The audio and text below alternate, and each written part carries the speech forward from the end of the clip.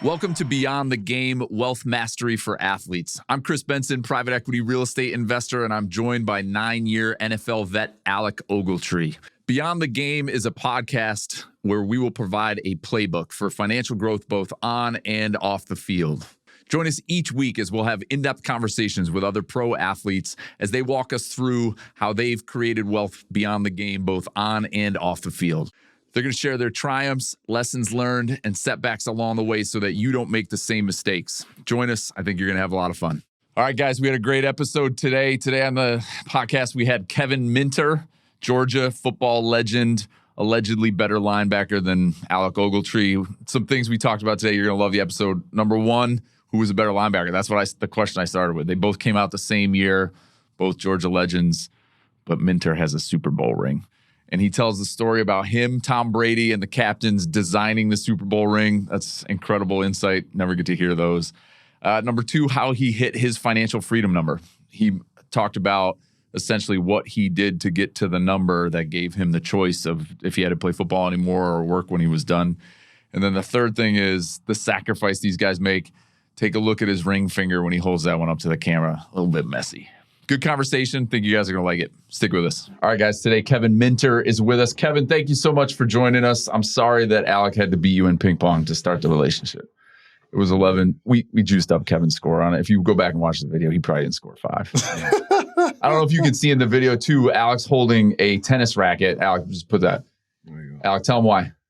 I'm on the tennis team. I'm starting my tennis career. It's been serious for me. It's been a lifeline for me, I would say, actually. Alec's going to be like Deion Sanders, the first guy to go pro sports. Don't count me out. NFL first-round draft pick, and next Wimbledon will be him and Novak. Yeah.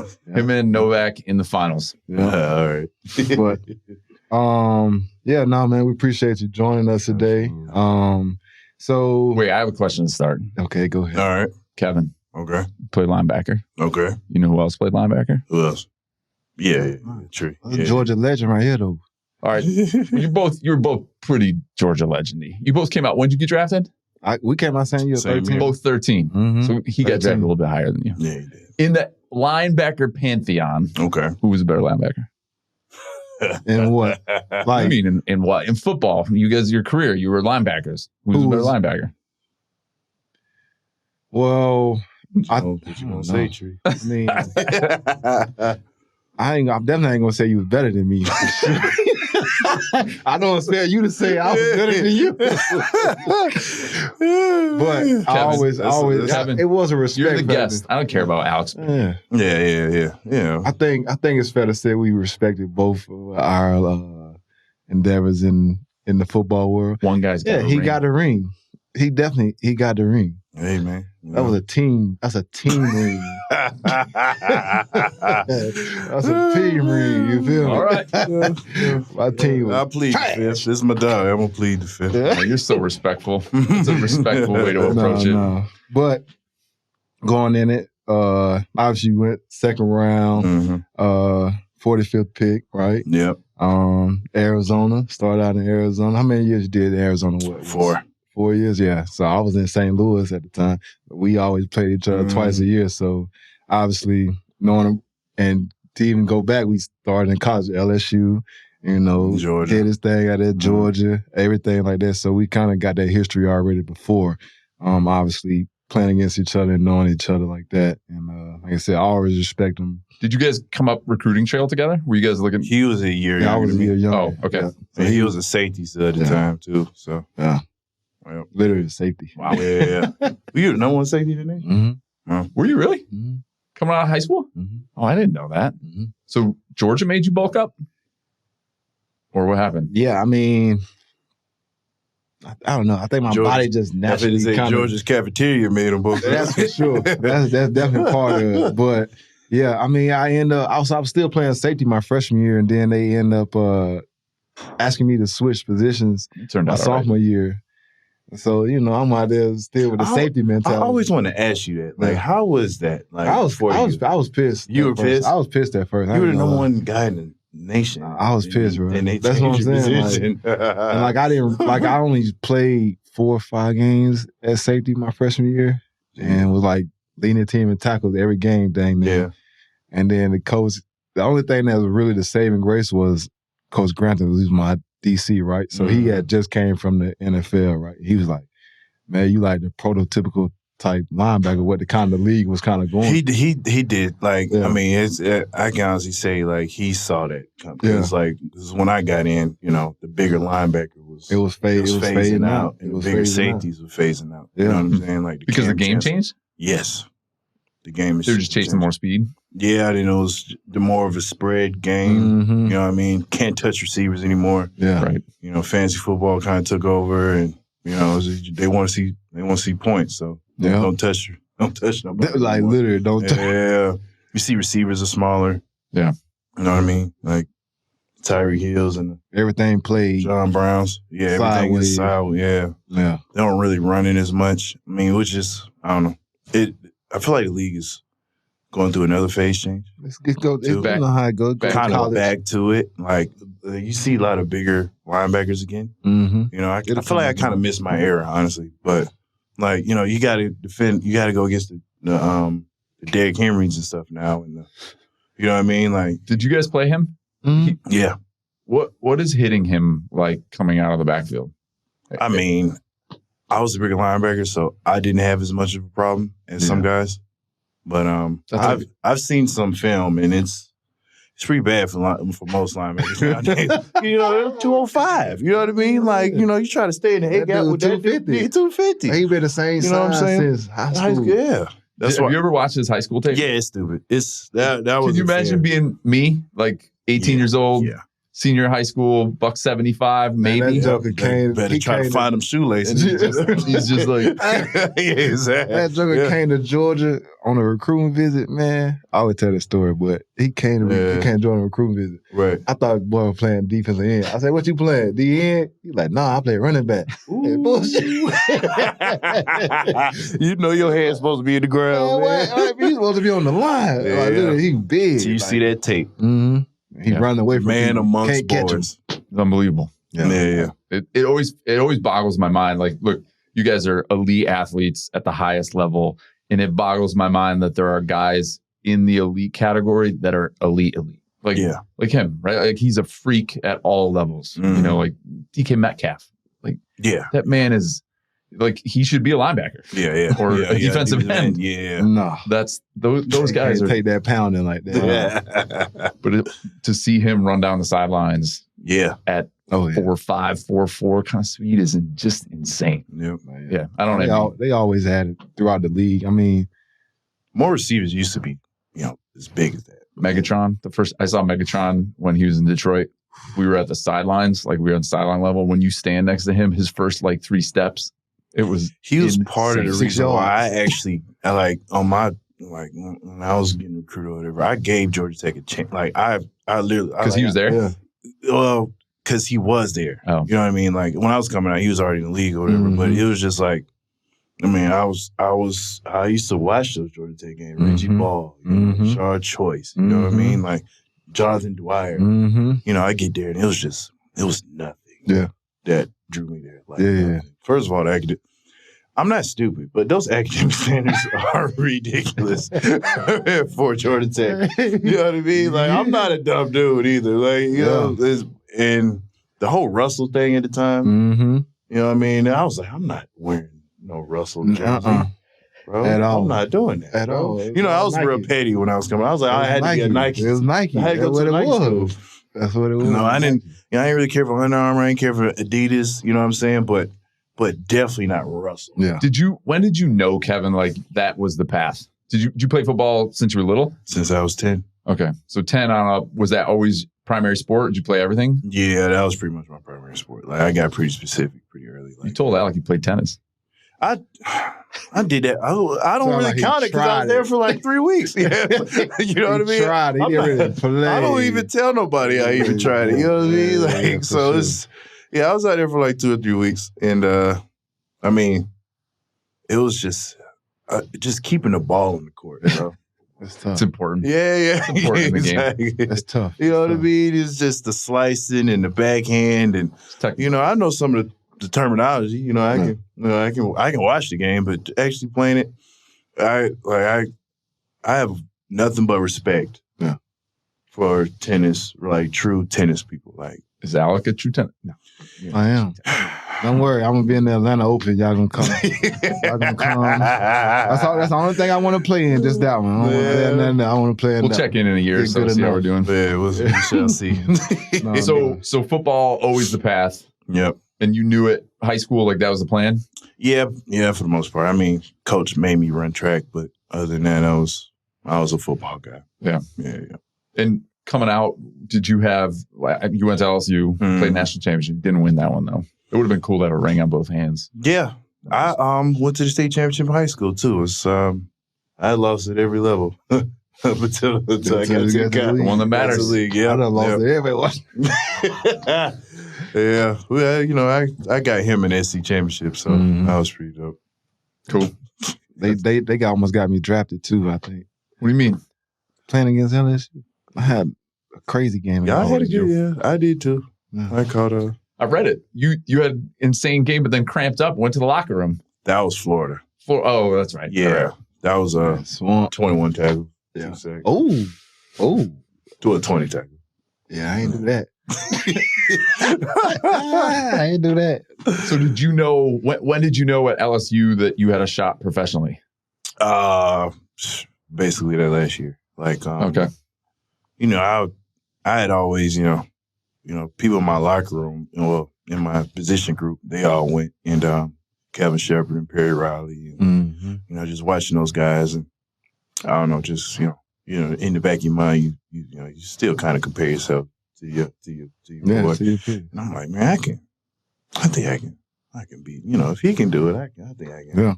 Then, that last year when I started putting stats up, then that's when I was like, all right, this might be something, because I was definitely thinking about staying one more year. I had another year eligibility or whatever, but because you redshirted your first year, right? Correct. Yeah. So when it was really after that Florida game, 20 tackles, 2 sacks. Hey, yeah, all it taking one. Yeah, hey, man. I'm like, wait a minute. It take one, boy. Even in the loss, you know what I mean? I was like, yeah, damn, we lost, but 20 tackles. No lie, for real. Then and also the Texas A&M game. Mm-hmm. It was the Johnny year. Yeah, we popped him. 12 tackles, a sack and a pick. No, 2 sacks. And a pick. Yeah, balls. So I'm like, I had Nate Smith, National Player of the Week. I was like, this might be something. Yeah, you know what I mean. Yeah. So it's just. I was, keep my eye on everybody too. Obviously you and Monty Teo, and I was just kind of, checking. Did you guys know him? Knew of him, obviously, because of the whole story. The story is insane. Did you ever watch that 30 for 30? I couldn't watch it, honestly, because I don't know. I'm sorry, bro. I felt a certain type of way about that whole situation, bro. You know what I mean? Because it was we were kind of neck and neck for the buckets. You know what I mean? And he just. And stat wise, I'm right there with him. He had a couple more picks, but before it's like sacks and tackles, I was like, man, I'm blowing this cat away. Right there. But he's Notre Dame. Yeah. You know what I'm saying? He had the story. You know what I'm saying? Like the whole his girlfriend died, and you know what I mean? All built up. And I'm like, this. Then when I found out it was a lie, you talking about to pull the award? Oh my God, I was upset, bro. It was honestly, the Buckets. It's not that it necessarily meant that much to me, but just the fact notoriety. Yeah, and the fact that it was all made up. Because he had the perfect story behind him. You know what I mean? Literally, Then for that to happen, I'm like, bro, I could crazy. I've never rooted for Alabama so hard. Man, I was so in that pissed. National championship game. Bro, I was like, so pissed. I was hoping Chance making him just kill them. I knew they were going to kill him. I was like, man, just put him on his back. Do whatever you know what I mean?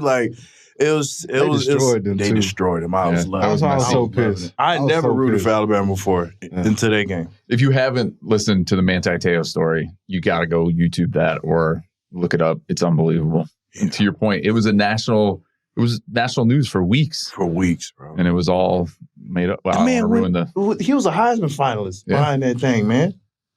Did Johnny win that year? Yeah, Johnny won. I was so glad Johnny won. And actually, man, might say he's not a bad guy. You know what I'm saying? I'll go ahead and say that now. Mm-hmm. You know what I'm saying? He ended up being cool. I met him at the combine. You know, I wanted to hate him, but he ended up being a good dude or whatever. It's just that whole thing, man. The competitive. And I was a kid, too, so I was just like, man, you know, can we cuss on here? Yeah. Fuck this guy. That's exactly what I was thinking the whole season. So I met him and he ended up being cool. Yeah. Most everybody kind of like that too. Like yeah.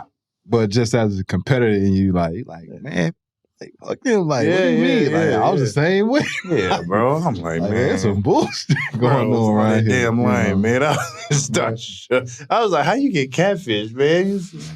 But I guess it is what it is. It is what it is. To kind of keep moving on, we start running off with that story. But so you ended up getting drafted, right? Yep. And what was your thinking in terms of like, okay, how much money you was going to make at that time of year? Like, was it something where you came from money? Did you have like an understanding of like what the taxes and all of this kind of stuff was going into the NFL, or was it?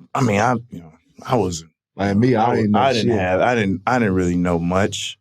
I can honestly say though that LSU did prepare me in a sense. Like, you know, we had different like Coach Miles was big on us, like, you know, having speakers come in, financial advisor speakers, or us like doing little workshops or whatever. Like as far as like, you know, what to do, like going towards, you know. With what kind of specifics? Like what were they? I know it was a big point when that Broke special came out. We had to, you know, kind of watch that and kind of Broke. Remember Broke? The 30 for 30. That's like one of their biggest ones. Oh, yes. You remember that? Yes, that was huge. Yes. We talked about that. I know we talked about, you know, just, you know, coming in, you know, what to do with, you know, with you know, with when it comes to selecting financial advisors. So y'all kind of had like a whole little kind of process kind of thing. Yeah, and it was like every year. Like it wasn't anything we did like, you know, and monthly or whatever, but it was like was it offered to like everybody? Yeah, it was mandatory. Okay, so just to like, you know, just certain guys coming in just speaking, because, you know, we were, you know, and still to this day, you know, we're kind of an NFL factory. Like, you know, at one point we had the most active players in the league, you know, it's, you know, especially during our That's time. incredible. That's the first time I've heard of that from the guys we've talked to, at least, where the school was prepping you. Yeah. Oh, yeah, they were huge on it. Which is great. I don't remember getting prepped except for the game. Just getting ready to go to the football game that Saturday. Nah, they were honest. Running fucking stadiums that week. Liz Miles didn't play about that. He was, you know, but you know, he kind of, you know, set a good standard for guys to like, you know, to be. What was the mindset, Kevin, like as a kid growing up with the family? Like if we were at your dinner table talking about money, how was it perceived? How did your parents? I mean, it was pretty much save. Okay. You know, put in the 401k, you know, whatever, you know, as far as like whatever occupation you're in, you know, retire at 65, you know. That's pretty much the mentality, you know. But there were conversations about it. Yeah. I mean, it was nothing, you know, extensive. You know, it was, yeah. It was more so just, you know. Like you had a bank account in high school? No, college? Absolutely not. I had no credit. I didn't have a candy bar of credit coming out of college. Yeah. I had to establish all that when I got into the league. Absolutely. Yeah, but at the same time, it was I don't know. She told me little things. My mom, just as far as like, you know, just save, and you know, you'll be all right. You know what I mean? So did you, going into the draft, did you have an advisor? This is something Alec talked about too, where he had an advisor originally, dumped him. Yeah. But did you have an advisor going in? Well, I did hire him fairly early. I want to say like right before the draft. Are you still with the same people or? No. I got, you know, I fired him a few years ago, and it was I don't fire like 4 of them. Jesus Christ! It was nothing like he was a bad advisor or whatever. It's just like I was at a point where I can, you know, kind of just I I know how to manage it now. So it's just there was no point in giving him 2-3% for the rest of my life. So it was that's how I felt about it too. It's like he served his purpose though. Yeah, like they served their purpose. He taught me certain things about how to move it around, as far as like certain stocks or whatever. Well, I think it's just a big thing for us to kind of, like I said, get involved with it too. Yeah. Where you understand what's going on, like what you're looking at. Like, obviously they do it daily. They're gonna speak a certain type of language, right? As like we do, like somebody talking football, like we can talk X's and O's all day long, tell you stuff that you wouldn't even think about, right? Absolutely. But talking to a random person, they wouldn't understand that. Like if we're saying, this is a Charlie call, they'd be like, what the you talking about, Charlie? Yeah. Talking about, like, you know what I'm saying? So, stuff like that. Yeah. So it's like, and that's kind of how I viewed it, as the same with, like I said, with the financial, like just kind of anybody, like they got their world they in, and by no means am I telling somebody not to get a financial. I think is needed. A lot of guys need it because we don't have that. Most of us don't come from that understanding of like how to manage your money. Absolutely not. No type of business acumen. No, none of that. You don't have any knowledge of it. So it like I said, it definitely served its purpose. Like he he helped me along with early investments and early stuff like that, and just help protect the money. So was it something where it was like attached to your agent, or like you went out and individually found it? I ended up finding it. Okay. That's honestly through like NFLPA, and it was a lot of hands in me picking him. Okay. You know what I'm saying? I made sure I got somebody that was was it NFLPA like certified? Yeah, they got to be on their list. So they had to be on the list. So and Peter, he had a lot of LSU guys at the time. So it ended up kind of working out. And I think he was out of Baton Rouge too. So it's just like it was good for a while. But like I said, I eventually just figured out what to do, and we parted ways. I mean, it was cool though. It was handshake. Good experience. Yeah. So when you got drafted, that first check, because that's something we've talked about with all the guys, right? It's like Alec talks about, the number. You see a number, you're like, oh, that's great. And then it's like taxes. Oh, my God. Agent fees done. They stealing. Oh, my God, bro. They robbed us blind. Man, them taxes, bro. just really understanding what bracket I was in now. Yeah. It was, it was crazy. It's just like, man, this is, I need to try to understand this tax code because. Yeah. How old were you when you came out? Were you 21? 21. Yeah. 22. I was 22. Okay. Yeah. So I was, I wasn't as young as him, but I was fairly young. Yeah. You came out early. Yeah. I was a junior.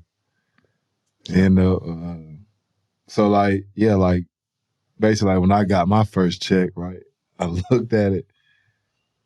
And they tell you like, okay, you're going to get this. And I started seeing all this like, you owe this. Well, they took this out. Yeah. Was this miscellaneous charge? Yeah, who the hell is miscellaneous? I'm trying to find it. I was like, who is miscellaneous? I'm like, what the fuck is this miscellaneous? It's $2,000, $4,000 here, miscellaneous charges. What?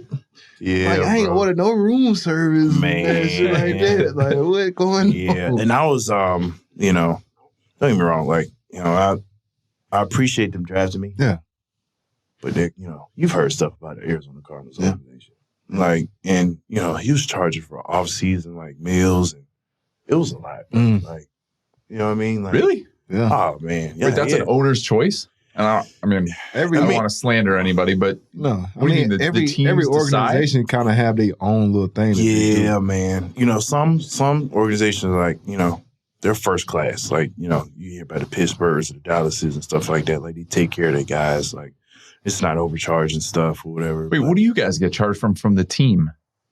For what? I mean, like for one, like I stuff? said, not necessarily facility fees. Like he didn't do that, but like I was like the different massages in the facility. Like I think that's what that miscellaneous shit. Yeah, and I didn't realize they got that. Yeah, he was doing the off season meals. I know that was a big thing for the. What do you mean? So if you come to the facility, eat lunch during off season, you're getting charged for it? Yep.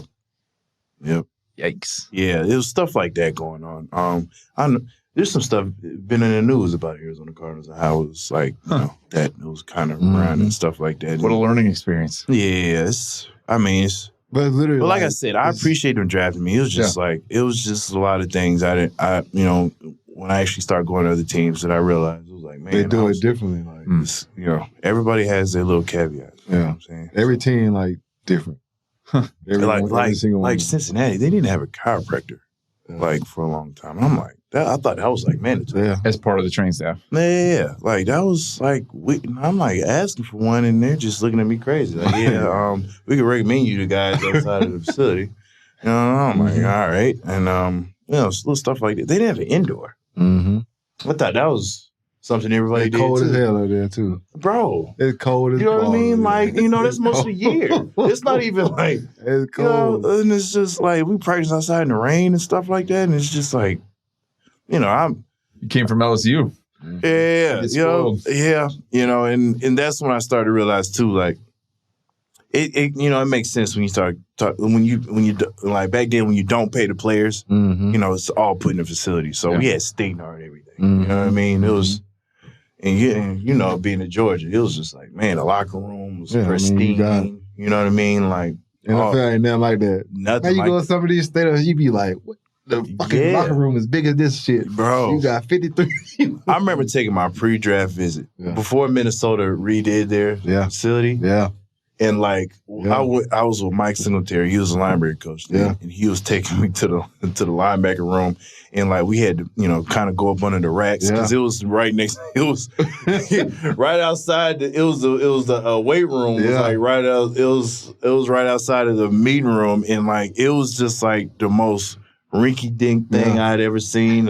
It was just like I felt like I was in high school. Like literally, like they make all this money, and you go to you see some of the facility, you be like, what in the Coach Singletary was like, this ain't college, is it? It just blew my mind, like, you know. And they're charging you for chicken fingers on the off season. Well, man, it's just I don't know. It was definitely you know, I had to just.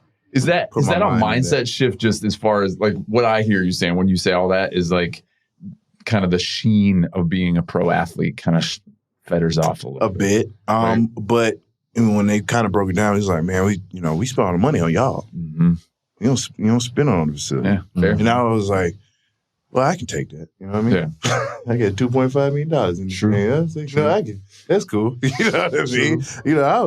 I don't need a comfy chair. Yeah, I don't need a comfy chair and stuff. You know what I mean? Speaking of that, okay, so you sign, right? Okay. Get your money, get your first check or whatever. What was like the first thing? Did you like put it away? Did you buy some? Like what? No, I bought things. Did you? I did. I definitely did. It was Peter wasn't in your ear loud enough, huh?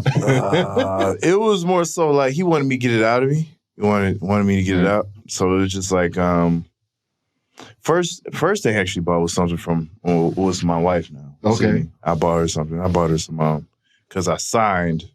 We were at the Ritz in Buckhead when it was still the Ritz. And I went to gift shop and I bought her some it was like some Versace shades. I thought I was doing something. Ooh, ballin'. Yeah. That was literally the first thing I bought. Ballin'. I bought her something. Versace shades is better than a car. Yep. I think she lost it like a month later. But it was just like that was the first thing I bought. Then after that, I went by a dealership. I went by the Benz dealership. CLS 63 AMG. You still got it? No, it's gone. It's been gone. Yeah. So sold it for probably a quarter of what I bought it for. Cars aren't a great investment. Yeah, not at all. But right now they ain't too bad though. Fair. Kind of depends on obviously what you get. Too bad right now. You can get your money. Get your money back for the used car. Yeah. So 22-year-olds. That's a nice car to roll around in. Yeah, absolutely, especially in Arizona. You know what I mean? Just for sure. Yeah, man. And shouts out to Arizona, man. I did not realize like how nice it was. It's so nice out there. Until that's why I trained that. Yeah, man. You'll be pleasantly surprised with Arizona. Like you think it's just desert. Where did you live? In Scottsdale? I actually stayed. My first house was in Gilbert. Okay. It was still fairly rural, but it was just super nice. And, it was almost like 365 sunny days. Yep. You know what I mean? And you can count on one hand how many times it rains. in a year. Mm-hmm. You know what I mean? And I was just like, the wintertime, the springtime is when you really fall in love with that place. Mm-hmm. It's no place like it in the country. Yeah. In my eyes. Especially like the Scottsdale area. It's just, and the food out there. Did you stay there and train off season as well? Yes. Okay. Yeah, I mean, I love Atlanta, and I had a training here, but it was just like, I'm not leaving this. Why would I leave? I'm not leaving this. You know what I'm saying? That was one of the first things I did. I you found got a your trainer. own place you know and what I mean? everything too? Yeah, I found a like a food service. I did all that, man. Like meal prep kind of stuff? Yeah. Okay. So I was all engulfed in. When you first came out, were you renting, like buying? Renting. You was renting? Renting. It was I definitely regret not buying when I initially was out there. But 13 was kind of the run up. Yeah, it was the real yeah. It was real estate was still weird back then. You know what I'm saying? It was still kind of some residue from 2008. Yep. Mm-hmm. So it was kind of like, people still nervous was just about starting buying. to come back, like 2010, 11, 12. Stuff was starting to guys were figuring out how cheap it was, especially in Arizona, because they got crushed in the GFC. Exactly. Yeah. So it was so I was I was a little nervous about Were you buying. into real estate at the time? Or? No. I mean, no, I was in Just 22-year-old you, Kevin, at all thinking about like not at all. Okay. Not at all. I'm being completely honest. Football. I kept the main thing. And that was football. You know what I mean? That's what got me here. So I'm gonna focus on that. I was focused on the playbook, focused on my teammates. I was just trying to make my way in this league. For sure. So it was I kind of handed that off to my brother. Okay. Who was basically my business manager or whatever. He was like, I guess he was like 43, 44 at the time. And he was well off with his, career or whatever. He was in the IT at the time. Okay. And I was just like, man, if you feel like, we can get into something or do something investment wise, I'll let you, have that vision. But I'm staying on football. Yeah. You know what I mean? So kind of just had that relationship, and I was just lucky to have him, because he, like a lot of the stuff he established then, I'm definitely reaping the benefits now. So like what? Like the joint chiropractic. Okay. Getting into that, being a regional developer for that. Okay. So what's a regional developer? Explain that. I pretty much. Well, take a step back. For people who are out in the South, I didn't even know what the joint chiropractic was until I moved to Atlanta. Yeah. What is it? It's what it sound like. It's a it's a chiropractic office, but it's more like streamlined. You go in there pretty much just for adjustments. It's subscription based. You can go in there and you get a subscription. You can obviously get a certain amount a month or whatever, and it's a dope concept. It was definitely it made sense to invest. Low overhead or hardly any. Yep. So. Only a couple employees, so it's And how did he bring that to you? How did he get connected to it initially? Actually, it was actually one of my old trainers from here, back in the WPI days, Wellness Performance Institute. They pretty much came and went. He was actually one of my first trainers when I was younger. He actually went and he became a lawyer. Okay, and he got involved with them. I guess he was working some cases for him.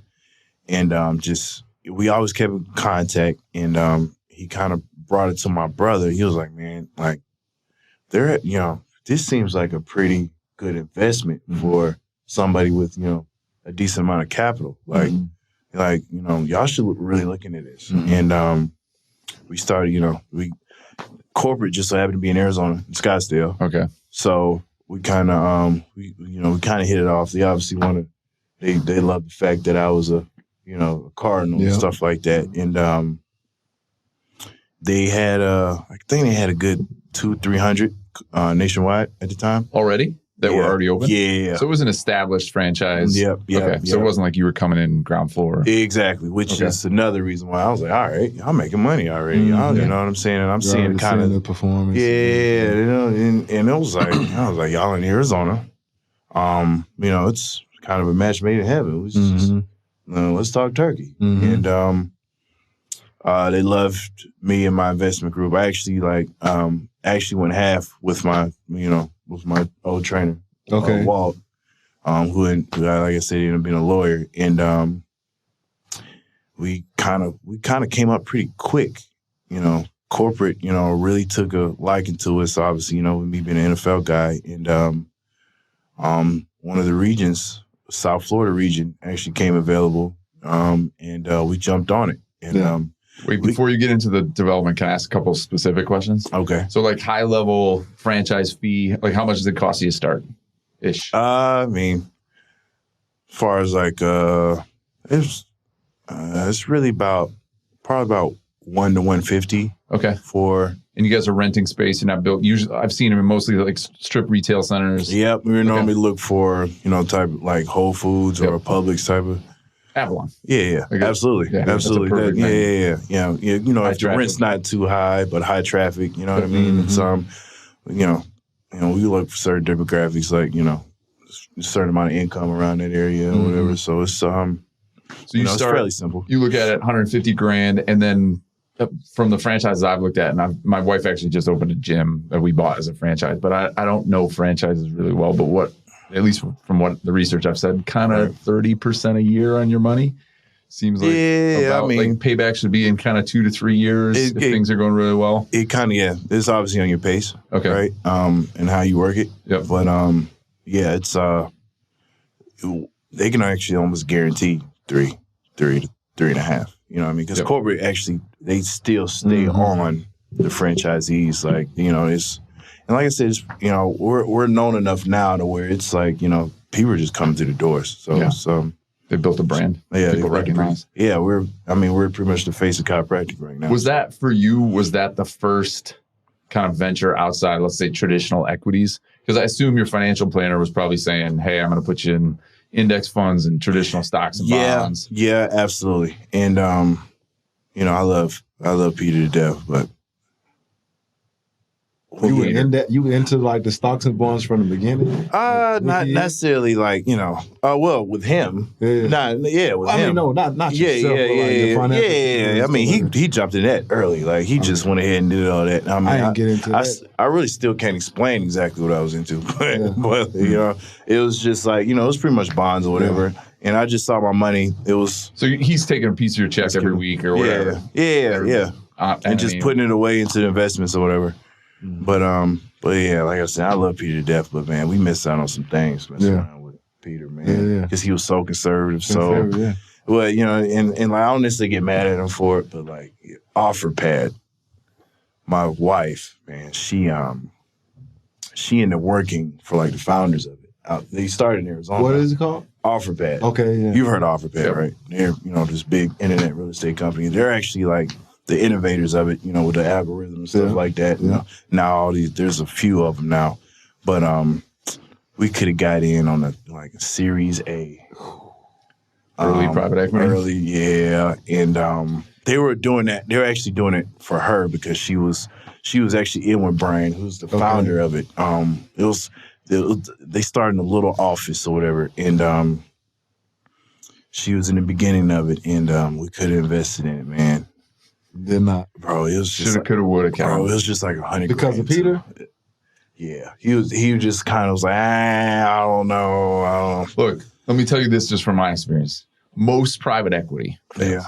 Yeah, almost all of it. Yeah, and you'll talk to private equity successful investors who will say 8 out of 10 you're going to lose your money. Yeah. So Peter was doing the right thing. He did the right thing. That's averages. What I'm saying. I love him to death, and he was.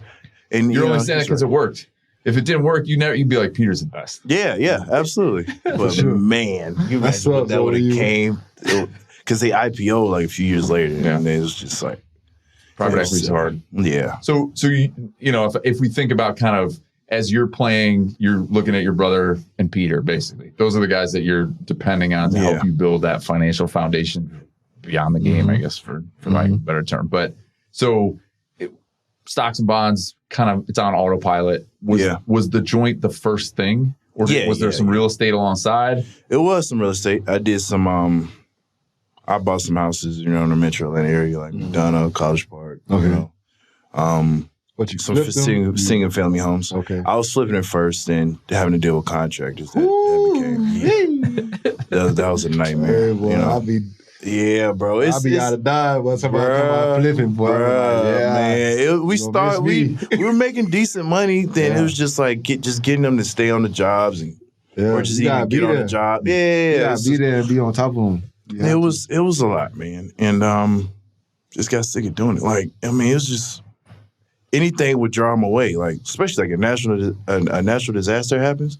Like, I think something happened out in South Carolina, like a big like storm or something like that, and dude was like, "Yeah, we gonna come back and fix that roof in a couple months. We gonna call you back." You know what I mean? Like, yeah. But I mean, because so much money to be made in South Carolina. You know what I mean? Like, FEMA's gonna pay you a whole lot more than I'm gonna pay. And that like is.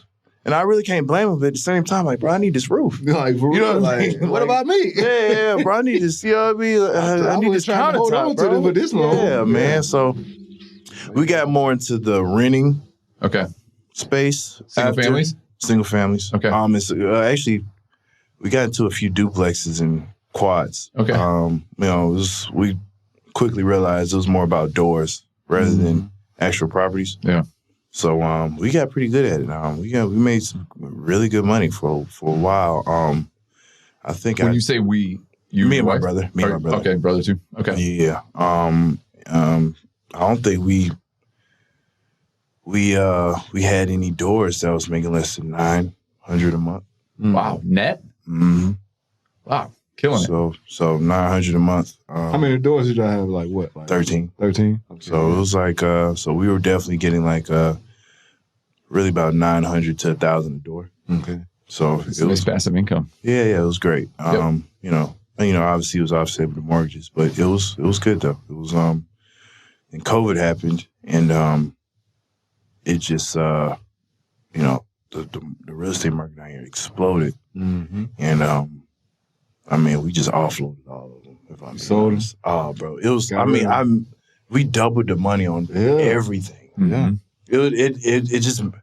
It was like the rent was cool, but it was like, man, I take advantage of when you come. I can make $100,000 on this property. Why like, not? You know what I mean? Like, so did you? So and I ain't got to deal with tenants anymore. Yeah, you know. And so, okay, you sold it. Kind of got away from the region. We'll get back to that. But let's say, okay, you sold that place, right? Yeah. And now there's like tax ramifications that come along with it, right? Yep. So, like, did you do like a 1031 exchange, like kind of stuff like that, or?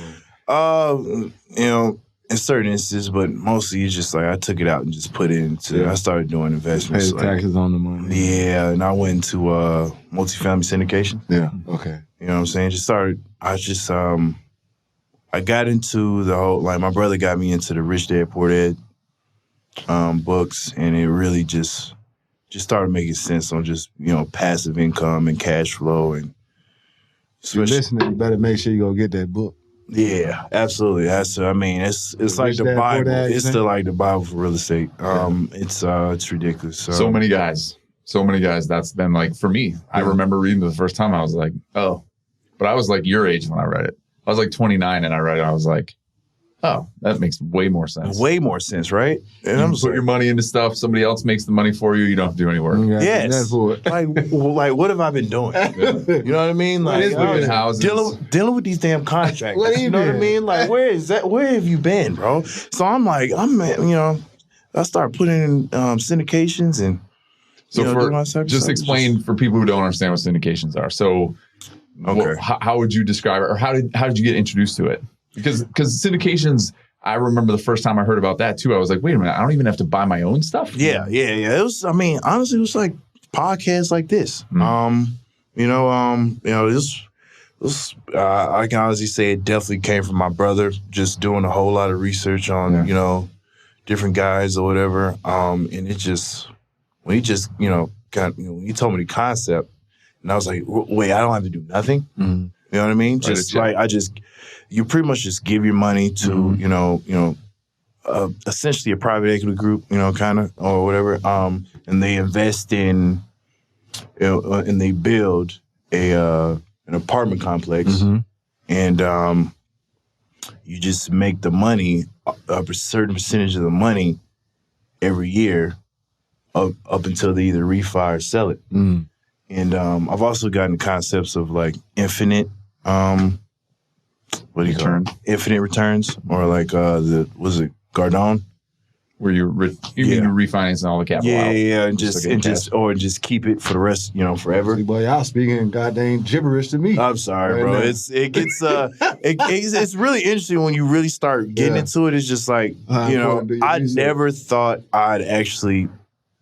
Well, I guess it's money, so it's just like, of course it's gonna be interesting, right? Yeah. So it's just like, but when you really start, hammering down the details and really start, understanding what you really want to do in life, I was like, man, I really, after football, I don't think I want to work or have to. Yeah. Was that a decision mid-playing career or as you were getting to the end? Like mid-playing career. So you looked at it and said, I've made enough where if I'm smart with it, I can do something and I can create enough cash flow for the rest of my life? Yes. Yeah, I just wanted to, because, obviously from the book, it just was like, why wait till 65 to retire? You know what I mean? Like, why are you saving all this money? Like I told you in the beginning, like my family was big on just saving, which you would think makes sense. But if that money's not working for you, sitting there losing.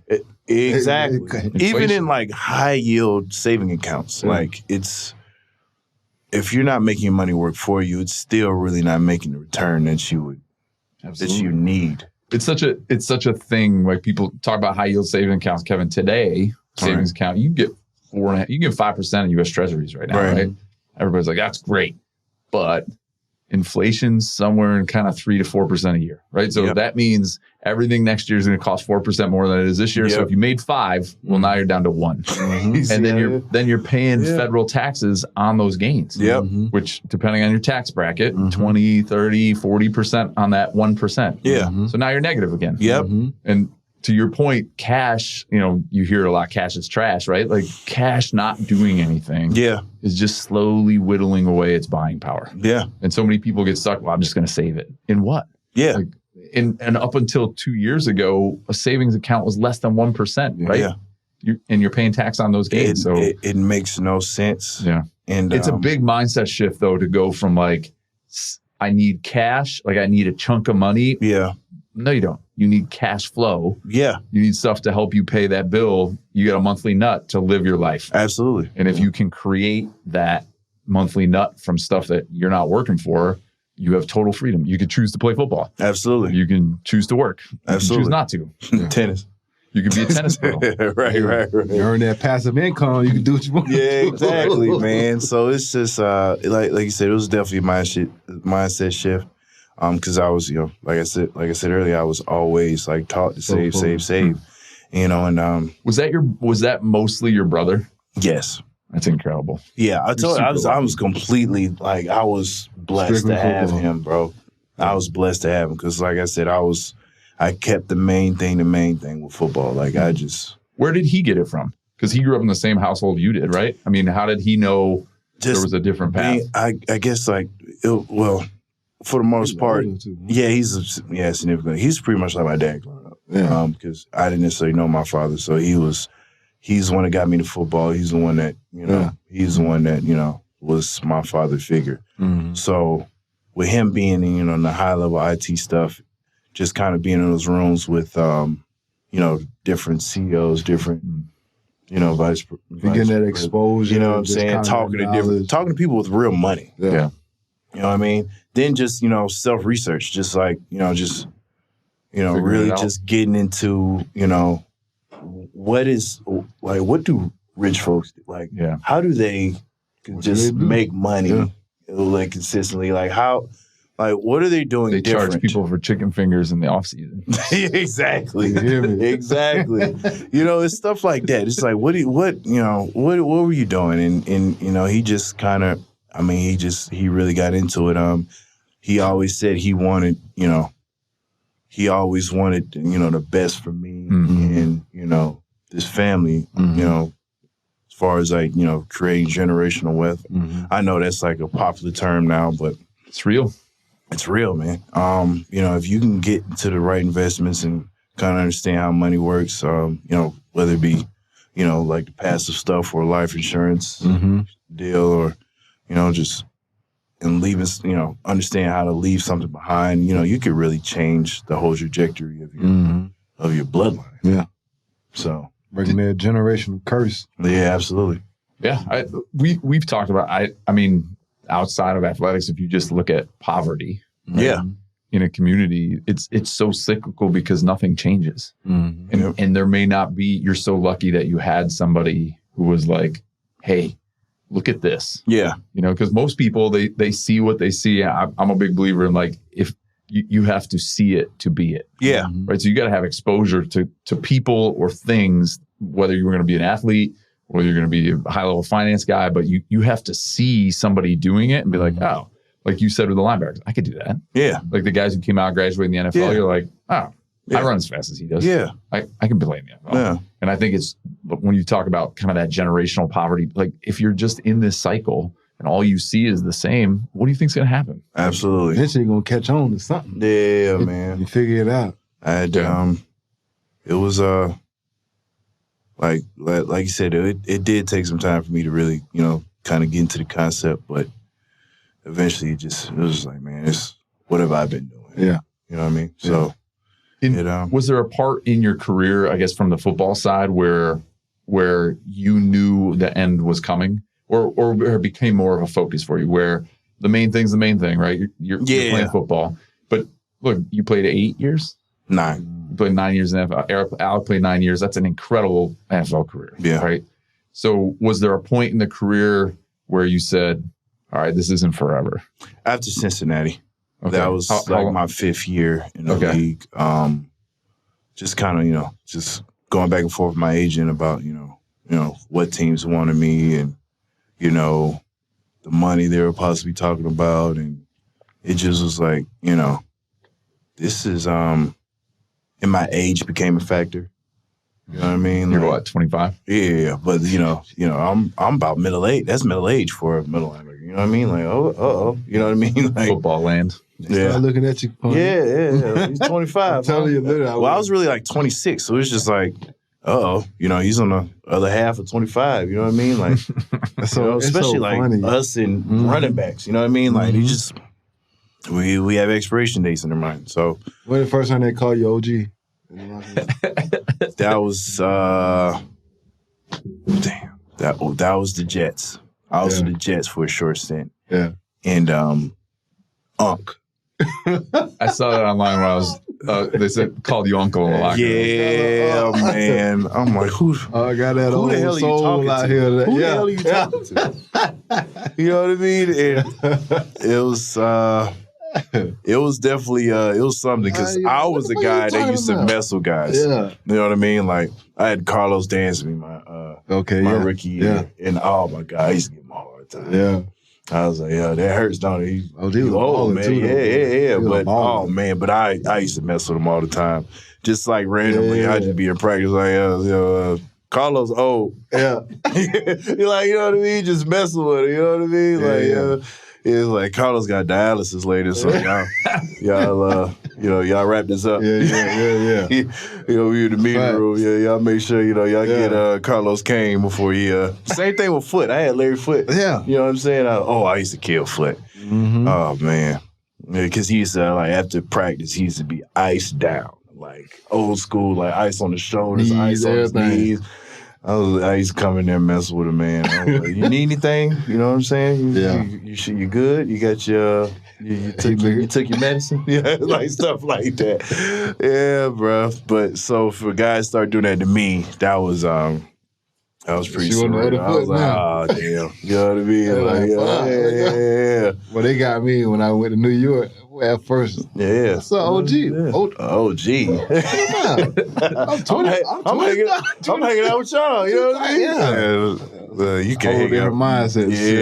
Yeah. So I don't know. Did you change how you thought about investing? Like when you talked to your brother at that point, was it a different mindset? Absolutely. Just I wanted to be able to walk away from this game and not have to, get into the workforce or have to, I wanted to make sure because, football's a sacrifice, body and mind, You know what I mean? So it's just like, family, I'm not necessarily sure how I'm going to walk away from this game.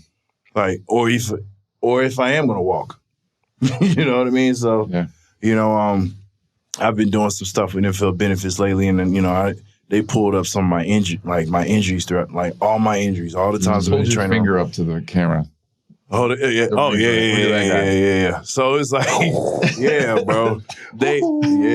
So they pulled them all up, and I'm like looking at the list. I'm like I might have trouble walking in the next couple of decades. Like, literally. Like, so I'm like 50 years old, like, so can't move, bro. Like, what was the term? Degenerative joint disease, something like that. Yeah. Like, I have that everywhere. Yeah. Like, I'm like, yeah, and it's just like stuff like that. You know, it definitely puts stuff in perspective. Like, damn, let me get on it. You know what I'm saying? You know, let me try to understand these investments. Let me try to make sure, like, not only that I'm good, you know, my family's good. You know what I'm saying? Was that a number? Oh. I got kids now. You know what I mean? So, was that a number?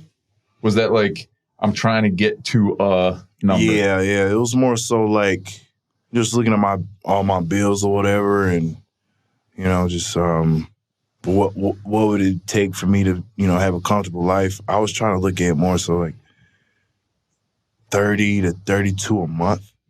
30 grand a month, and you can live the lifestyle you want to live. Exactly. But, you know, that was the floor. You know, because I was just looking at my bills, you know, even with, like, my bills with surplus, it's still, like, it doesn't hit 30. So I was like, okay, let me figure out something that can make me that. So that was always the goal. That was always the goal. It was, how do I build a passive income stream that gets me to that number so that my monthly burn rate, I'm working or I'm not working, I'm still living the same way. Exactly. And I could, you know, essentially save a little bit throughout, you know. So it's just like all that worked into that number or whatever. And you know, I'm happy to say I'm past that number. But you know what I'm saying? I'm still working. I still want to get it's not. You know, like I said, nine years in the league, bro, is, you know, you should see that injury list.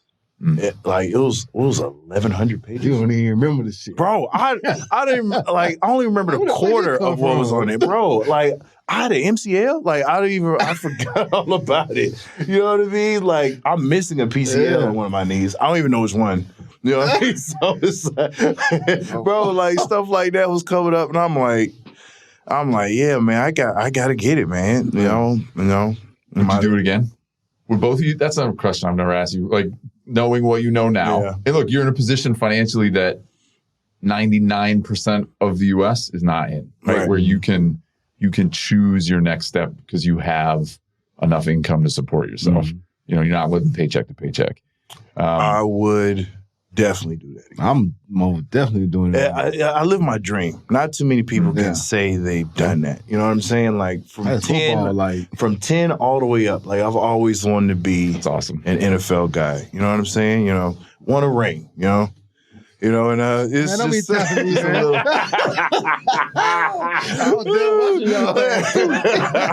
Damn, Kevin got it. But no, like... Drew. That man Drew got it. You see that picture? You know, the thing? Yeah, that was tight. But no, man. Was Andrew on that team? Yep. That's for episode 3. Yep. Andrew was on that Tampa Bay team too. They both won a Super Bowl there. There was another guy on that team. His name's Tom Brady. Yeah. He's pretty good at football too. Yep, it's my dog. It's my dog forever. Yeah. Hey. Yeah, man. Ain't nothing like that. Bro, I just... Competition of that goal. That whole thing, man, that whole experience. Like, after we won, right, we the captains. I was one of the captains, right? So we got to create the ring. Create the ring. Oh, really? Yeah, man. Oh, that's neat. That was dope. We were all together. We were at the owner's house. You know, it was 5 of us, and we were kind of going through it. He brought all his rings. Like, Brady? Show y'all. Tom, like, far as like, to like kind of just show, like, you know, what we needed to do or what we needed to surpass, like, kind of give us a model of what. Did they bring a jeweler in? Yeah. Yep. So there's a jeweler there, kind of designer with you? It's the people there. Yeah, the people at Beverly Hills. I forgot it. I forget his name. It's the same jeweler that does the Super Bowl ring every year? No. Oh. It's they got especially little backstory. The Bucks when they won the one with Warren Sapp and them, the NFL gives an allotment for the rings, right? And it's like I think it's like $1 million, maybe $2 million for all the rings for the whole team staff. Yep. And everybody gets one, right? Practice squad? Yes. And you know, I think it's owner's choice. It can be staff too, like janitors or whatever. Yeah, I'm like, I don't think it's just everybody gets one. Yeah, it's kind of owner's choice or whatever. Yeah. But with that being said, they regretted they just went with the allotment, and she actually brought the old ring, and it looked like a high school class ring. Mm-hmm. Like she was like, you know, we had just bought the team. Mm-hmm. We kind of assumed we'd be back. Yeah. You know, then, you know, obviously, 20 years later, you know what I'm saying? Like, it didn't happen. So they went all the way in on these rings. And they wanted Tom and all of us to, like, really put input into it. Yeah. So. That's cool. Bro, it was like, we were in the room and he was like, he was showing us some of the rings. Because, you know, the Patriots were the ones that innovated it, that made it the big ring, the big block. Yeah. And he was like, honestly though, I feel like this one should be even bigger. And I was like, I'm with you. Yeah, whatever you say. Yeah. And my whole fucking hand, bro. And like, so she started showing us some of the concept designs or whatever. And like, I mean, I was just messing with her. I was like, I don't think there's enough diamonds on there, bro. I just honestly think we need some more diamonds. And I just kept messing with her. And she was listening. Yeah. And I just couldn't believe it. Like, we went crazy on the ring, bro. Then the twist on the top. Should have brought it in, man. Should have brought it in. Wait, what's the twist? You know, you could twist the top off, and it's a diamond model of our stadium. On the inside, because you know we played in our stadium for the Super Bowl. Yeah. So it's our stadium in there. That's cool. That was dope. It was dope. Mm-hmm. Like, where's the ring? Where do you keep it? Safe deposit box. You wear it at? I wore it to maybe a football event like a year or so ago, but no, I don't. It's kind of huge, man. Yeah. Next time you go to Alec's house for dinner, though. Oh, absolutely. Wear it. Just like, hey, can you pass me the butter? Yeah, and keep scratching my eyebrow. Where's the bathroom? I ain't even gonna look that way. Man. To find that man. He's over there somewhere. Somewhere around there. But no, man, it was. That's incredible. I can honestly say though, like getting it, it kind of was like. It was like I never, finished the season completely satisfied before. Yeah. Like that was my first time. That was your last year too, right? My second. That was 2020. Like it kind of messed me up with because I wanted 10. Yeah. Same. Once you get the ring, it was kind of like they asked me back for the next year, so I came back. But in the back of my mind, I'm like, I could be done, bro. I go like I hit my number. Yeah, I was there. Mentally, but I had my feet in the parking lot. I'm not even gonna lie, man. Like it was just everybody had that same mindset too. As older they play, they be like, man, a lot of dudes that played them like 15, 16 something years, they would in their mind they've been retired at year 8, 9, right? But they keep going for whatever reason, right? They money. Love the game. Yeah. You kind of find it each year. But man. Like you said, you were in a position where you took care of yourself financially and stuff. That was the thing too, right? Then I don't know, I feel like I was missing. It's a choice. Yeah. I was missing a lot with the kids too. Yeah. So it's just like, because they weren't staying with me in Tampa. Yeah. So, they were coming to every home game, but it was like 6 months of being away from my children. So it was just like, and KJ was getting to, my son is Kevin Jr., he was getting to the age where he was, starting to play sports or whatever. And I was like, man, I'm about to miss baseball, all this stuff. And you don't get those years back. You don't. So it was just like. Dude, mine are 22 and 18. Wow. It goes fast. That's dope. That's crazy. That's dope. Yeah. Alec, did you, just because we're talking about it, and we can maybe edit this out if it gets too long, but would you do it again? Same thing? Oh, yeah, I definitely would play. Yeah. wholeheartedly play. Yeah, no questions asked. Like you said, it was just a childhood dream. Once in a kind of lifetime chance to make a lot of money. Yep. In a short period of time, or however long you play, which it still is a short period of time of your life. Yeah. When you in the grand scheme of things. Yeah, you're 31. Yeah, I mean, most people, nobody really plays to their 40s. Something like Tom. Yeah. Most of everybody is around that 30, 31. I start fading out. You got the rest of your life. Especially a linebacker. Yeah. Like, all that pounding and all that stuff you take on, like you said, then you go see them doctor visits, bro. And you pull up all your injury report. My list hit the floor. And you like, what man, I would have did one of those workers' comp one time. I was doing something. Yeah, and they pulled up your stuff. Pulled up all my stuff. Like, he was like, oh, you had this too? I'm like, yes, I guess so. Golly, man. I didn't even remember that. Like, man.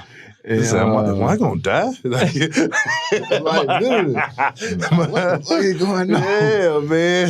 So, then, like I said, you do stuff like that, and then being able to, like I said, financially put yourself in a position to, where you have that choice to choose. Where you can be like, you know what, I don't have to play. I want to be. Dude, it's not just athletes trying to do that, right? That's us too. Like in my world, that's why I got in real estate. Is I wanted a choice to have enough passive income. It's just freedom. Yeah. It's funny, like, and I'm older. It's your time. Right? It's really your time. It's the freedom of your time. Yeah. And I'm 43, right? And when I turned 40, I was like, I'm halfway to dead. Yeah. Rough and tough, right? I'm done with the first half. Yep. And then the question is, well, what do I want the next half to be? Right. And for a lot of people, there is no choice. Yes. Right. I'm going to keep working because I got to do it. Yeah, you have no choice. But when you can create that choice for yourself, and that makes all the difference, right? In the quality of your life. And I've worked with a lot of like physicians and professionals in different aspects of their life where they've said, I've gotten better at my job because now it's not forced. Mm-hmm. Right? If I'm an orthopedic surgeon and I'm working 70 hours a week because I have to, or I'm working 30 hours a week, I'm a better doctor in those 30 hours than I am in the 70. Absolutely. Mm-hmm. It's just it's not just you guys, chasing that freedom.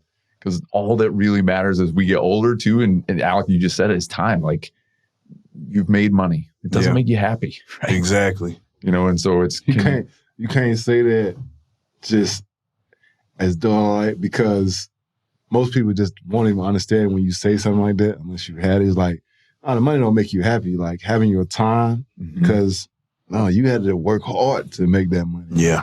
You had to do sacrifice. Your family, a bunch of different things. Fingers. Yeah, like in our case, like you said, like your body and all this stuff like this, right? Nobody sees that part though, right? No. I mean, they see the ring. Yeah. Right? They see the flashy cars or whatever, but everybody sees the end point, but nobody sees the 20 years of waking up every morning and the OTAs you guys do. And for us too, in my world, like it's not 120% every day. Yeah. It's 85% for 20 years. Mm-hmm. Yeah. Right? Like I always think about it from an investing standpoint too, is singles and doubles for 20 years. Yep. I don't need to hit home runs. I don't need triples and home runs, like unicorns, all that stuff. That's how you don't lose money, minimize how much taxes you're going to pay, and then singles and doubles for 20 years. Yep. And the problem that most people have, right, in the investing world, athletics, losing weight, anything, is that they don't do the little bit every day. Yeah. It's like, I'll do a lot right now, and then it doesn't work. I'm not going to do it. Alec and I talked about it. There are 2.5 million podcasts in Apple. Yeah. 60% of them, Kevin, have less than 10 episodes. 25% have one episode. The person made one episode and they're like, it just didn't work. Yeah. What? That's like you guys showing up at the football field playing one practice and be like, I'm no good at football. Mm-hmm. Right. It's just that part to me it's just work. My show was like, I was like, man, I think we might have missed that train. Yeah. Yeah. That podcast. Yeah. Like, no, man. They start telling me the stats and all this stuff. Crazy. Like that. It's crazy. Like, man, I would have never thought that. But, yeah. What would you tell Kevin? And I appreciate you being so gracious with your time. Like, what would you tell 22-year-old Kevin? So you're just coming out different than, and maybe you got that advice from your brother coming out, but knowing what you know now, or for the people who are watching you, who may be the 23, 24-year-old Kevin signing their first deal, or maybe they're an NIL kid, right? They got paid in college. Hey. What are you telling them, and how are you, I guess, empowering them to do what you've done, like to build that freedom? I would definitely tell me to make sure I do my research as far as trying to understand my finances. Like, I wish I would have got the Rich Dad Poor Dad book earlier. Shout out to Robert Kiyosaki. Yeah, man. I actually met him out in Arizona. He lives out in Arizona too. Like, everybody lives out in Arizona. First and foremost. Yeah. Everybody has a house. It's amazing. Somewhere up in North Scottsdale. Yeah. But yeah, I definitely wish I would have got more into the mindset of establishing cash flow earlier, because it's no telling where I'd be now. Would you have still bought the AMG? For sure. I probably would have leased it. You know what I mean? And I definitely would have bought my house. Just, I was so scared of 08, what happened then. And, And you're a kid. I was a kid, so I just assumed I'd be kind of moving around anyway. But actually buying property, if you can, it's definitely something I would have told myself. And definitely did the offer bad deal. Sorry, Pete. But yeah, man, just for the most part, just try to establish cash flow as soon as possible. I would have definitely went more into syndications earlier. Because this joint, don't get me wrong, it's I love it. It's great or whatever, but it's nothing like mailbox money. Just waking up knowing something's just gonna be there. On time. Yep, on time. Every time. You know what I mean? Every time. So yeah, just establish some passive income, man. And yep, and That's good wisdom. yeah, just just top to bottom. It's really the name of the game. Yeah. It's really how what I've come to realize how most successful Make that money work for them. do. Yeah, they make their money work for them. Don't be in this big save mode. Yeah. It works but only for a short amount of time. For sure. Nothing wrong with saving, but Exactly. eventually that saving just run out. Yeah, exactly. I'm losing money. And I probably wouldn't have got the car and stuff like that if I did. You would have. I would have got it. I would have made sure I would have had I would have put all my money into something that gives me something residually, so I could get the car. Amen. That's what I mean? That's what I do with everything. You just invest up the cash. That wasn't my mindset back then. Nobody's mindset. You know what I mean? I should have buy the car for $100,000. At the end, the car's worth 20, and you don't have the $100,000 left. Exactly. You take that $100,000, put it in some of the cash flow. It'll pay your monthly payment, and at the end, maybe your $100,000 is $150,000. Exactly. But that made too much sense to me back then. No. That was too much like right. For sure. You know what I mean? Yeah. That was too much like right. So Last piece of advice on me, and then maybe Alex got some, for the guys who don't have your brother. Okay. Right? Because that's a fundamental. He was a fundamental shift in your path. Absolutely. What do they do? What's Alec do? Right? Alec, 22-year-old Alec didn't have your brother kind of arm around him. He was trying to figure it out himself. Yeah. What do those guys do? Besides listen to podcasts. Right. I just really be serious about, just really be serious about you. There's so much stuff, at 22, 23 that can just distract you, whether it be, a whole bunch of stuff. Ball or, women or any, all sorts of things. Just try to establish, a great foundation financially before you kind of get into that. No, because I'm not going to say you shouldn't do that. You know what I'm saying? You should be young. You should, but at the same time, we keep alluding to making your money work for you. Yeah. To me, we got to get involved. Absolutely. Early on. Absolutely. Like we got. I've been trying to mentor guys. You know, try to get more into that. It's huge. I've actually I'm actually doing work on this one app with do you know Brandon Copeland? Yeah. He started something, man, called athletes.org. Yeah. And it's helping guys. You sent me the link. I sent it. Yeah. Me and him are trying to get him on here. Brandon's my guy. Yeah. We need him on. You talking about a guy that's like, I was with him with the Jets. Yeah. For a second. So that's how we got cool or whatever. We just hit it off from the jump.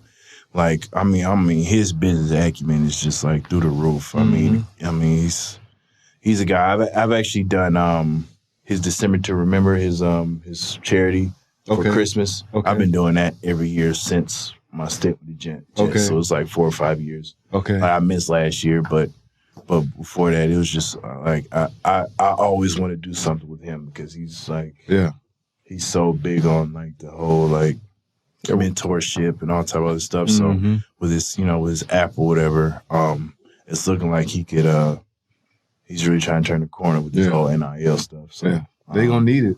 Yeah, man. Need it. Just like helping guys out, just trying to help them with financial advisors. I don't know if you heard some of the horror stories with some of these collectives. How they're promising guys money and not really, coming through with it. You know what I'm saying? That kid that went to Florida, you heard about that story? The quarterback. Yeah. He went out there and they, they promised him $13 million. The kid from Southern California? I think so. Tall, real tall, lanky. Yeah. Light-skinned cat? I think so. Yeah, he was getting recruited he was basically just chasing money, right? Yeah. And I'm not blaming him. Yeah, but he got there and they were like, we ain't got it. We didn't got it. Try to go to Florida to see, try to go up to the administration and, see if they, y'all writing a check? And they're like, we have nothing to do with that. That's between you and the collective. So what's he doing? He transferred. I don't even know where he at now. I think he's Arizona State, maybe. Yeah, I know. But it's a whole different world. Yeah, but it's crazy, right? It's the Wild West. So it's just like trying to get a hold of that and trying to, just take a hold of these kids and try to help them out. Just try to be a guiding light for them. Yeah, in a sense. Find a mentor. Exactly. So that's a big key. So it's he's launched a couple months ago, but there's still some some stuff some kinks he's trying to work out. You know what I'm saying? So it's been fun trying to help him out with that. You know what I mean? That's so amazing. We definitely gotta get him on. Yeah, man. But like I said, he'd be perfect for this. Yeah. He'd be perfect for this, honestly. Yeah. No, we appreciate you. Coming on and absolutely sharing your story and speaking with us. Where can we find you at, Weg? Where can they get at you? Instagram, Twitter, Facebook, LinkedIn. Yeah. Where you at? Kevin Minner. At Kevin.Minner on Instagram. Okay. I'm trying to get my ex back, my Twitter back. I'm going back and forth. You got hacked? Yeah, it's like the second time too. So I don't know what I'm. Well, I ain't gonna lie, but you remember? Well, Drew. I know you know Drew, but Drew got. I think it was his Twitter. Something got hacked. But dude was impersonating. Yeah, he was saying all type of wild stuff. Yeah, dude had a whole ring and everything. He had like y'all Super Bowl ring, everything. That was so crazy. It can get funny, man. Because obviously now reporters are hitting you up now and stuff like that. Sure. So you made this statement. But sure. Kevin.Minner. So. Okay. Thanks, Kevin. Appreciate it. Absolutely. Appreciate it. Thank you.